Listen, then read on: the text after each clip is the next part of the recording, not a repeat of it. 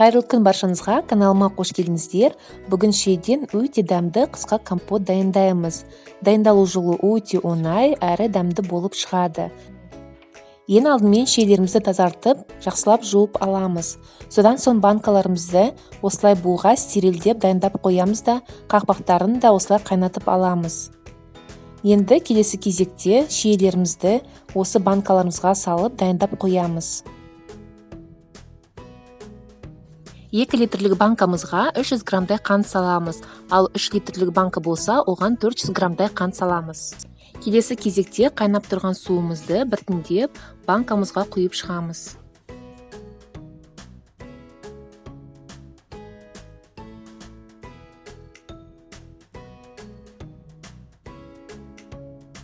Банканың үстінде пайда болған көпіршіктерді ақырындап қасықпен алып тастаймыз да, крышканы жауып, кілтпен жақсылап жабамыз.